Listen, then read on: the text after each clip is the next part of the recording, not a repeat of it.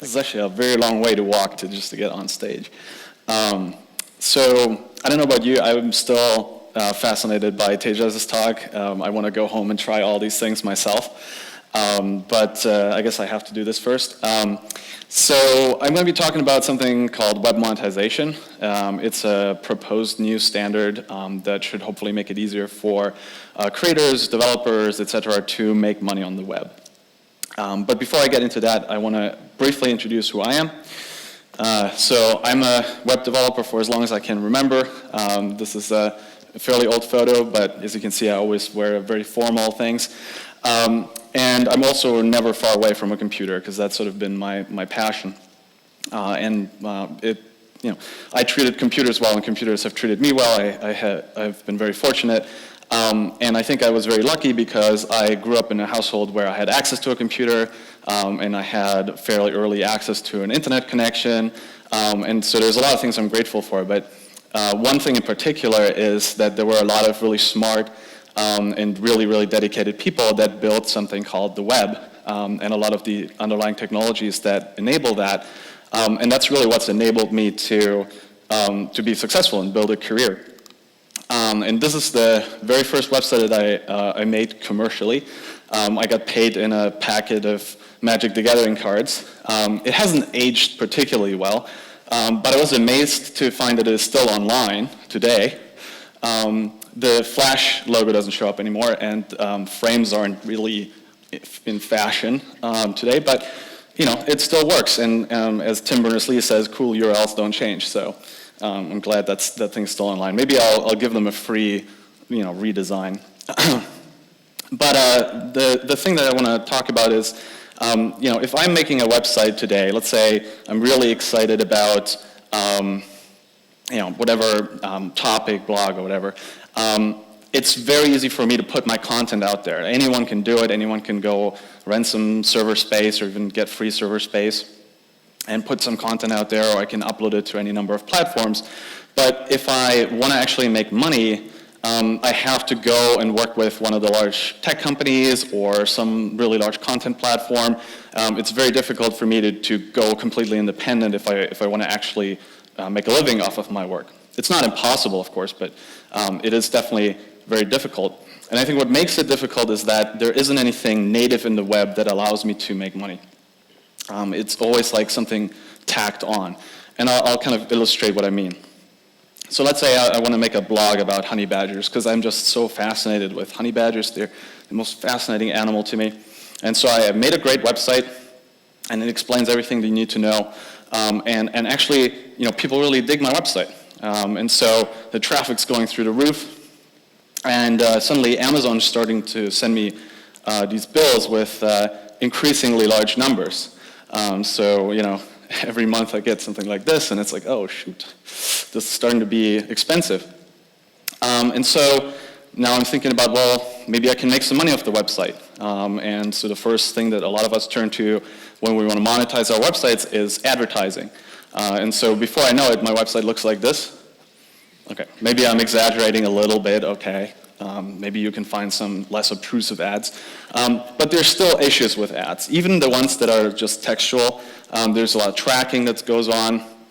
I had a lot of external scripts that I have to include in my page. Drains the user's battery, it uses up their bandwidth. There was an article I read where they looked at how much bandwidth the ads take and how much money the publisher makes off of the ad.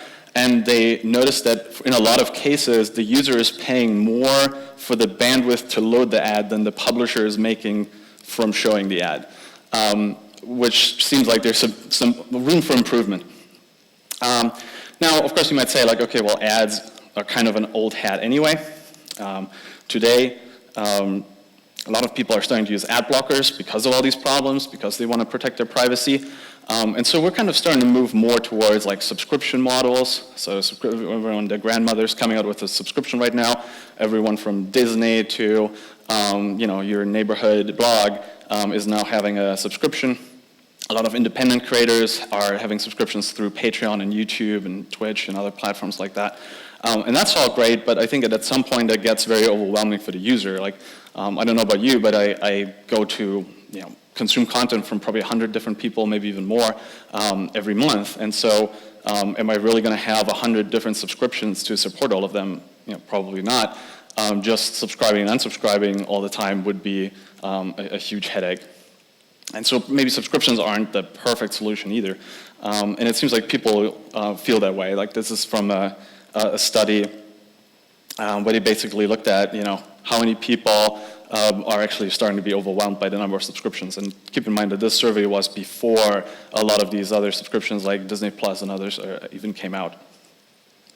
So, if we kind of take a step back and we look at the problem, it's like, what is really going on here? Like, why does monetization seem so difficult? Why does it seem so broken? Why isn't it just more seamless? And I think it boils down to a very simple thing, which is the way that we do monetization is always out of band. It's always roundabout. There isn't anything built into the web. It's just we're building some ads and layering them on top of our website, or maybe we use some traditional payment method that to pay a subscription. But there isn't something that's sort of natively built into the web, like really something that looks more like this, where I get the content and I pay you some money, and both is going through open protocols. Both is going through interoperable protocols that are sort of universal and globally accepted, and neutral. And so there's nobody in the middle that necessarily is taking any cut. It's just sort of going straight through. And well, you might ask, like, why aren't we using that? And the first thing is that it's not that people didn't think of this. It's not like people didn't realize that this would be a nice thing to have for the web. If you look at the HTTP spec, this is one of my favorite examples, they actually reserved an error code for payment required, and underneath it says, this is reserved for future use. As soon as we figure out this micropayments thing, we'll define it. And it's been 30 years, and of course it's still not defined. And so I'm kind of, again, like, why is it so hard? And so about 5 years ago, myself and a bunch of other people that were interested in this topic, we started a community group at the W3C. It kind of came out of the web payments work, which you may be familiar if you're following sort of payment standards in browsers. And we started to think about like protocols for payments, and particularly really solving it from a fundamental level, because just making a nice abstraction of the PayPal API is probably not going to cut it. Like you're going to have something that fundamentally changes how payments move, the same way the internet changed how data moves. And so we started working on this project called Interledger, and the name is based on the idea that the same way the internet abstracts which specific communications network you're using, allowing you to use any of them, even create your own if you want and use it locally in your local network. We wanted something that allows you to use whatever payment system you want and still transact with people all over the world that might be using very different systems. I was working in the blockchain space for a long time, and so there are countries where cryptocurrency is banned, and so they can't use any cryptocurrency. And then there are countries where the existing payment systems and the existing currencies have such high inflation that people don't want to use it, and they actually turn to something like cryptocurrency. And very quickly, I realized that you can't have one system that is going to satisfy everybody in the world. And the elegance of the internet is that you don't have to, right? Like I can have my Wi-Fi and you can have your Ethernet, and we can still have a Skype call, right? But nothing like that exists in payments. In payments, if I'm on PayPal and you're on WeChat Pay, like, you're going to have a difficult time. And so, we started working on this problem. We actually started out thinking that it would be quite different than the internet, and we just wanted to have some very basic similarities, like the idea that you have different people that are peered, that unlike a blockchain, you would have no global state. I think in a blockchain, the big problem is that everyone has to have that global state, and that makes it, again, like a very complex system to agree on, and also a very difficult system to scale and upgrade. So we realized it wasn't going to be a blockchain, it was going to be more something like the internet. But we didn't realize just how many of the concepts that make the internet so powerful were actually applicable to this problem. And I'll give you just one example.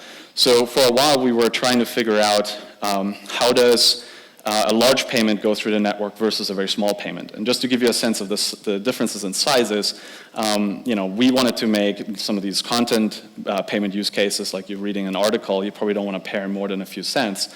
And on the other end of the other extreme, at the time I was working for a company called Ripple, where we worked with banks, and I had a conversation with somebody at a large bank, and I asked them, like, what do you consider a micropayment? Because maybe we're talking past each other a little bit when I talk about micropayments, and I got that sense. And they said, a micropayment is anything under $10,000. And I was like, okay, we are talking past each other. That's not what I mean. And so you kind of have this insane range. So you have banks that are moving $10 million payments, and then you have people that are trying to send 3 cents. And what you quickly realize is that it's very hard to design a protocol that can handle both. And that's in some way similar to how the internet, if it was designed for highly variable packet sizes, that would have a huge number of very bad implications. Like if you're sending a 2 gigabyte IP packet and that gets lost and you have to resend the whole thing, that would be terrible. It would be very bad. And so we started to think about, like, well, maybe we could do something similar for payments, where if we have a larger payment, we just split it into lots of small packets, and as long as we can route all the individual packets to the destination, they can just sort of assemble it and then, until they get to the right amount. We even kind of copied the layered architecture of the internet. So the internet has these different layers, and there's kind of 2 models. There's the internet model itself, which is actually less known, and then there's the OSI model, which has a few more layers. I'm using the more simplified internet model. But basically you have your internet protocol in the middle, and our equivalent is called the interledger protocol. And that's just sort of a format for individual packets of money. How do you express a packet of money? How does it move through the system, et cetera. This is also where you would have a routing protocol. The interledger routing protocol is very similar to the internet routing protocol BGP. And so, you're just basically moving these packets around. And then above that, you have kind of 2 layers. One is the application layer, which is pretty self-explanatory. This is for different applications. You need different interfaces, and so you kind of optimize for your application on the application layer. And that's where you get things like HTTP for the web and SMTP for email and so on. And in Interledger, we currently only have one application layer protocol, which is the first one, which is, kind of think of it as like a HTTP equivalent, where it's sort of a general purpose, moving money around kind of application layer protocol. It actually uses HTTPS for a lot of the security stuff to identify who you're paying and things like that. And then the next layer down is the transport protocol. And on the internet, in the internet world, that would be your TCP or something, or UDP. And in the case of TCP, what it really does is it handles retransmissions, retries, flow control. Like, you don't want to send packets too fast so they don't actually get through, they just get buffered and stuck. And so, based on the similarities on the interoperability layer, we actually needed a very similar transport layer, because we also needed to resend packets that failed and things like that. And then underneath the interledger layer, well, we can send these packets all day, but no actual money has moved. So we have to, I don't want to say physically, but we have to really move money. And so this is where you want to tie into existing payment systems, right? So maybe I have a bank account, I want to do interledger from the bank account, so I need to use a settlement mechanism, which is a bank transfer. Or if you're into cryptocurrency, you want to use that. And so that's where you have these different implementations of how money actually physically moves. And so that's kind of how the architecture is structured. And what's nice about this is it achieves that goal that I mentioned at the beginning, where I can, as a developer, write an application at the very top layer, which just says, hey, move some money from this person to this person, and I don't have to worry what people are using, if they are using a bank account or a mobile money account or a crypto account. And even future new payment systems could tie into this, and so you open it up for a lot of innovation. If someone can come up with a better payment system, they don't have to worry about getting 1 million merchants and 100 million cardholders before the system becomes even useful, but rather they can deploy it locally, hook it into Interledger, and immediately have a very useful solution. And so just to kind of convince you that this is actually real, so I started a company last year after we kind of got to a point where Interledger was pretty robust, we thought. but it wasn't really used in practice. It was only in the lab. And so since we started the company last year, we've already made 100 billion payments. Now, these are individual interledger packets. And it's kind of, you have to think of it like, the difference of going from a fax machine to the internet, where like, credit cards, you're making very few payments, relatively speaking. With something like Interledger, you're making a lot of payments even per user. And so it's literally orders of magnitude more payments that you can make because it's so efficient at sending very small payments, and because when you're trying to send a large amount of money, it actually might split it up into lots of small payments. So it really feels like there's an analogy here. Now, I'm not talking about Interledger itself today. I'm talking about web monetization. So web monetization is, as I said, a proposed web standard. And what it does is it essentially uses Interledger as infrastructure. So Interledger allows us to send these like very small amounts of money very efficiently. And it creates a browser interface for it, which essentially allows a user that's browsing the web to pay all the websites that they're visiting. And it's in the way that it's implemented right now, it's literally like every second you spend on the website, it sends another very small payment, 1/100th of a cent. And so over time, that adds up. And so right now, if you go by the 1/100th of a cent number, that's 36 cents per hour. And that actually is right in the range of what you would make with under other monetization options.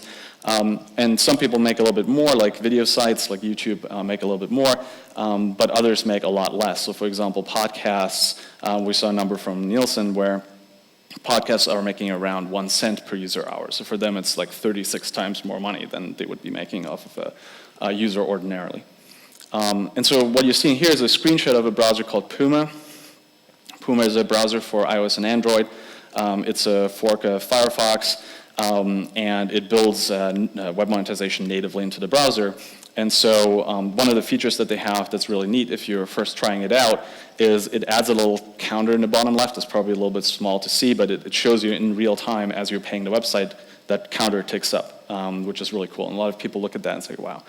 And so from the website's perspective, of course, if one user is paying you 2 cents, and of course right now there aren't that many users who are web monetized, you're probably not going to make a lot. But if this becomes more widely adopted, you could quickly see how those numbers start to add up. And as you have more and more user hours, you might make a decent amount of money. And what makes this make sense, especially for not the biggest sites like everyone else, the rest of us, is that it's totally linear, right? Like you don't get more money just because you have more traffic the way you do with ads, because you have more buying power and you have more data on users and things like that. Or the way it works with subscriptions, where if I have a huge content platform, way more people will sign up, and I will have much better conversion rates than if I have a small site where there isn't much content behind my subscription. And so this is really linear, right? Like if I have a small website, I'll just get proportionally less rather than getting a lot less. So right now there is extensions from Coil for Firefox and Chrome, and there's one browser that implements it natively, Puma. 2 weeks ago, we were at TPAC, and we had a lot of really good conversations with browser vendors. And so I expect there will be a few more. Several browser vendors kind of reached out to us saying like, hey, we actually seriously want to implement this. A lot of people recognize that monetization is a big issue, and so there's a lot of willingness to experiment. Same thing on the publisher side. So there's a few early adopters who are playing around with this technology. One of them is Chris Koya over at CSS Tricks. You can see what he's saying up there. But it's definitely the kind of thing where you very easily can integrate it into your site. And you're probably not going to get rich today. But it has that sort of magical feel of like I can monetize directly from my users. I don't need to necessarily show them any ads. I don't need to build a whole registration system and let them sign up and all these kinds of things. I can just put this like one little tag on my page, and now I can get paid. So how do you actually adopt web monetization as a web developer? So the first step is you need to be able to receive interledger payments, right? So all this money is moving as interledger packets, and so you need those packets to be received somewhere. It's kind of like if you want to make a website, you need a server that's on the internet. And so that would be your step one. And then the second step is you need to add the web monetization tag to your website. And that's essentially just a meta tag that tells browsers, well, okay, if you want to support this website, here's where you can send money. And then, of course, there's a third thing you can do if you want. You don't have to. But that's where you actually can reward a user that is paying and give them a slightly different user experience versus a user that isn't paying. Examples of that would be turning off the ads, or maybe you give them some extra features, or some bonus content, or whatever you want. You can even show a little thank you banner. So regarding the first step, where can you get an IntelliJar wallet? So right now there are 3 wallets that support IntelliJar. And again, keep in mind we launched our open beta in May, so hopefully there'll be a lot more soon, but these are the ones that are there right now as I'm giving this talk. GateHub actually just launched today, so if I had given the talk yesterday, it would be 2. So we think that there's going to be a lot more, but the ones that we have actually cover a lot of ground already. So Stronghold is a US-based provider, so you can withdraw to a US bank account very easily. You can also withdraw via international bank wire, and the money accumulates in dollars. GateHub covers the European region pretty well, so if you have a European bank account, you might want to look into GateHub. And then XRP Tipbot is a crypto wallet, so you can actually withdraw into crypto if you want. So then the next step is you have your wallet, and one of the things that you get from your wallet provider is called a payment pointer. And it's that little thing with the $sign. It's actually just an HTTPS URL. The $sign is just used to make it kind of more recognizable as something that's related to IntelliJar. And so you can think of it as sort of like an email address for money, right? So it's a place that someone can send you IntelliJar payments. And payment pointers are actually referenced by the SPSP standard, which is that application layer protocol that I mentioned previously. And so all the meta tag really says is like, hey, this website monetizes with this wallet. So if you want to donate, or if you want to send that website a monthly donation, or if you want to support it in real time the way that we do it at Coil, here's where you can send money. And that's really all that meta tag says. And of course, you may want to reward the user. And so what that means is like if the user is paying in real time, you are getting money, and so you could say like, hey, I want to have a slightly different user experience for users that are actively supporting me. And why would you do that? Well, because that might encourage more users to sign up for web monetization. And also, providers like Coil, we may pay more if we know that a certain site is giving benefits. So that's kind of our way of incentivizing web developers to say, hey, we want to give benefits for web monetized users. If you think this sort of through to the logical conclusion, you could imagine it as almost like an open source Amazon Prime that works on the whole web as opposed to just on Amazon-owned websites.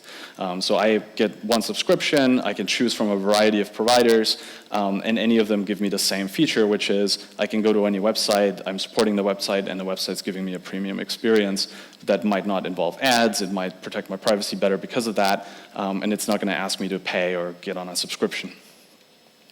And so there's a simple JavaScript API if you want to just listen for the browser telling you that it's paying. But of course, people can install an extension or just in any way modify the browser to simulate those events. So this is not a secure way of doing it. And so we recommend this way if you're just testing it, if you're just trying it out, or if you're, the benefits that you're giving aren't like hugely valuable, or you don't care if people can cheat. So example would be if you show a thank you banner or something like that, yeah, people can cheat and get the thank you banner, but who's going to do that? That's, it feels empty at that point if you're getting a thank you for something you didn't do. So it depends really on the use case. I think ads are another good example. If you want to turn off ads, you can probably rely just on the JavaScript because people can already block your ads anyway. But let's say you want to have this, let's say you're Netflix and you want to give people access to a huge content library, you probably want to make sure that you're actually getting paid. And so there's a way to do that, which is, first step, the user goes to the website, so that's the same. And so now you're serving that meta tag. And now the user's browser is actually starting to send money to your IntelliJar wallet. And so the idea is that that wallet could then issue a JSON Web Token or some other cryptographically signed token that says, okay, this user has paid this much. And now that could be shipped back to the browser. And now the browser can use that to retrieve premium content from a CDN or something like that. And there's lots of ways to optimize this and make this more streamlined. But there is an implementation of it, and there's already a couple of sites using it. One site called Cinnamon is sort of like a YouTube / Netflix for web monetization, so you never see any ads. You get premium quality content, but you can also upload your own content. And yeah, it uses this kind of scheme. So if you want to know how that works, you can go to that URL. Now, of course, the big problem with any ecosystem, whether it's open or not, is you have to somehow get it started. When you first start out, there's no users, there's no content, so why would a content creator sign up? Why would a user sign up? And so we looked at that problem, and as a company, like, we could have built a proprietary system, but we feel like there's already plenty of those out there, and they have way more funding than we have. I think Netflix invests something like $15 billion a year in just content, and so obviously we can't compete with that. But we think that if we invest enough so that it's worth it for some developers who might be, or also content creators, who might be sympathetic to the idea of creating a better world for content in the future, they might be, we might be able to convince them. And so we took some of the money that we raised to build the company, and we partnered with Mozilla and Creative Commons to give that money away to anybody who adopts the standard. And what we hope this will do is create enough of an initial content base to make it worthwhile for some early adopters to sign up on the user side. The way the grant works is each of the 3 founding members, we all have a representative on an advisory council, and they vote on anything related to how the grant should be used. And then we have a forum at forum.grantfortheweb.org where we are interacting with the community to figure out what are some of the grant proposals that we should put out. And so, yeah, if you're interested in a grant for the web, definitely check that out. It's $100 million that we're giving away, so it's probably worth your time. And so, yeah, that's pretty much it from me. If you want to learn more about this stuff, so my company is called Coil. We're at coil.com. You can also follow us on Twitter under @coil. That's sort of the commercial side. That's where we're trying to compete with other providers. We're trying to provide the best experience. We're trying to protect privacy better than other providers. And we're trying to kind of make it as easy as possible for people to adopt and use web monetization. Grant for the Web is, like I said, a partnership, and we're actually looking for adding other nonprofits that can cover specific topics, specific subject areas. So, for example, if we wanted to do something around journalism, we'd want to partner with somebody that has a lot of experience with that area. And so, that's why we're keeping it an open project. So if you want to know more about the grant, if you want to know how to apply, things like that, there's also a public charter where you can see what are sort of the rules around the grant and how it's set up. You can find all of that on grantfortheweb.org. And if you want to stay up to date with the activities around the grant, there's a place you can sign up with your email address where you will get any kind of calls for proposals that go out. And also you can follow them on Twitter as well. And then finally, if you're interested in web monetization as a standard, you can go to webmonetization.org. It's pretty bare bones right now, but we are building more resources, like a way to generate the meta tag very easily, a way to find wallets to sign up to, and things like that. The whole site is on GitHub, so if you want to make any changes or improvements to webmonetization.org, those are very welcome. And yeah, that's pretty much it. Thank you.